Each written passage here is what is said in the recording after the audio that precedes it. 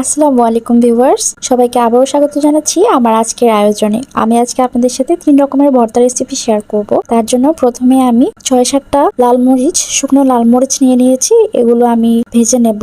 আর নিয়েছি 5-6টা কাঁচা মরিচ। এগুলো ভালোভাবে ধুয়ে আগার সামনের আর পেছনের অংশটা একটু কেটে দিতে হবে, নয়তো এগুলো কিন্তু ডালার সময় ফোটে, তখন কিন্তু বিপদ ঘটতে পারে।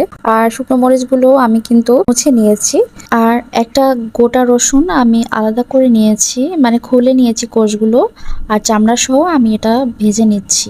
আর চামড়া সহ ভাজলে এটা ভেতরে সুন্দর নরম হয়ে যায় আর রসুনটা সুন্দর থাকে, ভর্তার কালারটাও সুন্দর থাকে। আর আমি এটা শুকনো খোলায় টেলে নিচ্ছি, আপনারা চাইলে এটা তেল দিয়েও করে নিতে পারেন। আমি মিডিয়াম লোতে রেখে এগুলো 5 মিনিট ভেজে নিয়েছি। 5 মিনিট পরে এগুলো দেখতে পাচ্ছেন হয়ে গেছে। আমি মরিচগুলো উঠিয়ে নিচ্ছি।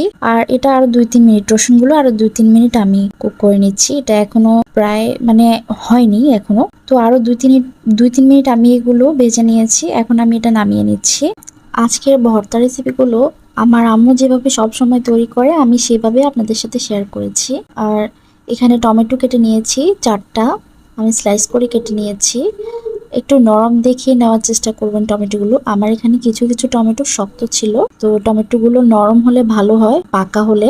আর শক্ত অংশগুলো কিন্তু নরম হতে চায় না, তো আমি এটা কুক করে নিচ্ছি সফট হওয়া পর্যন্ত। আমি এটা ঢেকে কুক করবো যাতে তাড়াতাড়ি হয়ে যায় নরম। আর চুলার জালটা লোতে রাখবেন, নয়তো কিন্তু পুড়ে যাবে। তো দেখতে পাচ্ছেন এটা নরম হয়ে গেছে। টমেটো পুড়ে গেলে কিন্তু এর কালারটা ভালো আসবে না। আমি এটা 5-6 মিনিট মতো ঢেকে লো হিটে কুক করে নিয়েছি। টমেটো কাটার সময় এর বোটার অংশগুলো ফেলে দেওয়ার চেষ্টা করবেন, ওটা কিন্তু শক্ত থেকে। আর এই যে স্কিনগুলো এভাবে করে কাট করলে স্কিনগুলো কিন্তু বের হয়ে আসে। আপনারা চাইলে এর ঝোলটা শুকিয়ে নিতে পারেন। এ পর্যায়ে আমি এটা ম্যাশ করে এই ঝোল ঝোল রেখে দেব, কারণ টমেটোর টকটা টক ঝোলটা আমার কাছে ভালো লাগে, তাই আমি ঝোলটা রেখে দেব টমেটো। তো আমি এটা এখনই নামিয়ে নিচ্ছি। আপনারা চাইলে এটা আরো 5 মিনিট কুক করে এর ঝোলটা শুকিয়ে নিতে পারেন, রসটা সরি।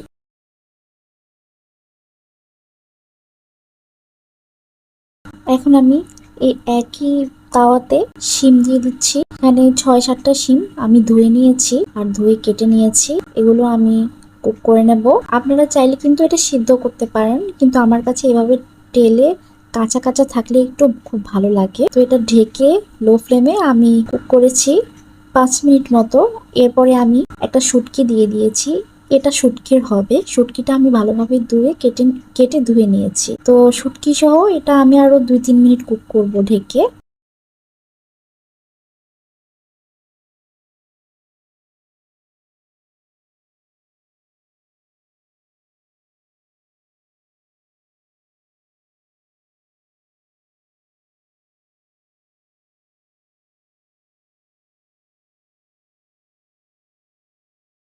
তো শুটকিটা সহ আমি আরো 2-3 মিনিট এটা কুক করে নিয়েছি। এখন আমি এগুলো সবগুলো নামিয়ে ফেলবো। আর শুটকিটা এর থেকে বেশি জ্বালার প্রয়োজন নেই, এটা তাহলে কিন্তু তাওয়াতেই গলে যাবে। আমি এটা নামিয়ে নিচ্ছি। আর আজকে এই চ্যাপা শুটকির ভর্তাটা কিন্তু হাইলি রিকমেন্ডেড। এখানে আমি আরেকটা প্যানে বাঁধাকপি দিয়ে দিচ্ছি 1 কাপ। এটা আমি ধুয়ে নিয়েছি। সামান্য লবণ দিয়ে আমি এটা ঢেকে কুক করে নিচ্ছি বা সিদ্ধ করে নিচ্ছি। এক্সট্রা কোনো পানি ইউজ করিনি, লো ফ্লেমে এটা কুক করে নিয়েছি। এখন আমি এটা নামিয়ে নিচ্ছি। ঝোলটা শুকিয়ে গেছে আর এটাও কুক হয়ে গেছে, নরম হয়ে গেছে আর কি। এটা নামিয়ে নিচ্ছি। আমি একটা বাটি নিয়ে নিয়েছি। এই বাটিতে আমি 3টা লাল মরিচ, তেলে রাখা লাল মরিচ দিয়ে দিচ্ছি। আর একটা কাঁচা মরিচ দিচ্ছি, একটু বড় সাইজেরটা দিচ্ছি। আপনারা ঝালটা বুঝে অ্যাড করবেন আর আপনাদের স্বাদ মতো এখানে অ্যাড করবেন। মরিচ যেমন খান তেমন অ্যাড করবেন, তাহলে আপনাদের পছন্দ অনুযায়ী এটা তৈরি হবে। আমি এখানে রসুন দিয়ে দিচ্ছি ছিলে 3টা।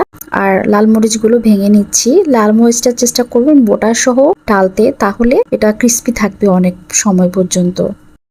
রান্নাবান্নাটা আসলে হচ্ছে একটা আর্ট। আপনি যত ভালোবেসে আর সময় নিয়ে করবেন, আপনার রান্নাটাও ততটাই মজার আর টেস্টি হবে। আমি অনেক সময় খেয়াল করেছি যখন আমি কোনো কিছু বিরক্তি হয়ে করি তখন কিন্তু ওটা অতটা স্বাদ হয় না, কিন্তু যখন আমি ভালোবেসে খুব মুড নিয়ে রান্না বান্না করি তখন রান্নাটা একেবারে আউট অফ দ্য ওয়ার্ল্ড হয়। তো কথা বলতে বলতে এখানে আমি টমেটো দিয়ে দিয়েছি, আর টমেটোর যে ছিলকাগুলো ছিল সেগুলো খুলে নিয়েছি, একটু ভালোভাবে সময় নিয়ে মেখে নিয়েছি। এখন আমি এখানে 2 চা চামচ স্লাইস করে রাখা পেঁয়াজ দিয়ে দিয়েছি, পেঁয়াজটা কাঁচা ইউজ করছি। ধনেপাতা দিয়ে দিচ্ছি, আপনাদের টেস্ট পার্ট অনুযায়ী আপনারা অ্যাড করবেন সবকিছু। আর তেল দিয়ে দিচ্ছি, আমি সরিষার তেল ইউজ করেছি। অবশ্যই ভর্তা যেহেতু সরিষার তেলটা ইউজ করতে হবে। আমি 1 চা চামচ দিয়েছি, আর বাঁধাকপিটা দিয়ে দিচ্ছি। আর এই ভর্তাটা গরম গরম খেতে আর গরম ভাতের সাথে খেতে তো জাস্ট জমে যায়। এখন আমি টমেটোর ভর্তাটা করে নেব। তার জন্য মরিচ নিয়ে নিয়েছি, শুকনো মরিচ, আর একটা কাঁচা মরিচ দিচ্ছি। ঝালটা বুঝে অ্যাড করবেন, আমি আবারও বলছি। তো রসুন দিয়ে দিচ্ছি, 2-3টা রসুনের কোয়া দিয়ে দিচ্ছি। এগুলো আমি একটু হাত দিয়ে মথে নিয়েছি।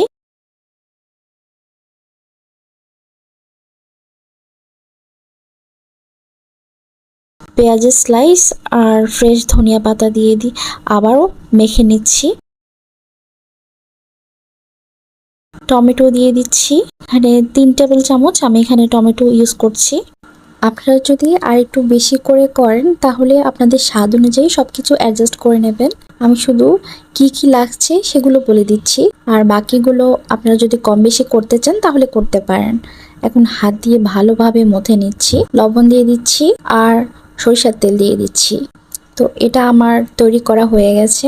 আমি এটা একপাশে রেখে আমার নেক্সট প্রসেসিং এ যাচ্ছি। বাটিতে 3টা কাঁচামরিচ নিয়েছি, 1 টেবিল চামচ বা বাকিটা টমেটো নিয়ে নিচ্ছি, 1 টেবিল চামচের মতো পেঁয়াজ কুচি দিয়েছি, রসুন দিয়ে দিচ্ছি 3টা। দেন আমি সেই তৈরি করে মানে তেলে রাখা শুটকি আর বিনসগুলো দিয়ে দিয়েছি, আর ধনে পাতা দিয়ে দিচ্ছি, একটু বেশি করে দিয়েছি ধনে পাতাটা, লবণ দিয়ে দিয়েছি স্বাদ মতো। এখন আমি ভর্তাটা পাটায় বেটে নিচ্ছি, কারণ পাটায় বাটলে এটা সবচেয়ে বেশি টেস্টি হবে। আপনারা চাইলে এটা ব্লেন্ড করে নিতে পারেন। তো সবগুলো ভর্তা আমার তৈরি করা হয়ে গেছে। আজকের রেসিপিটা কেমন হয়েছে আমাকে জানাতে কিন্তু ভুলবেন না। আজকে তাহলে এখানেই বিদায় নিচ্ছি। আল্লাহ হাফিজ।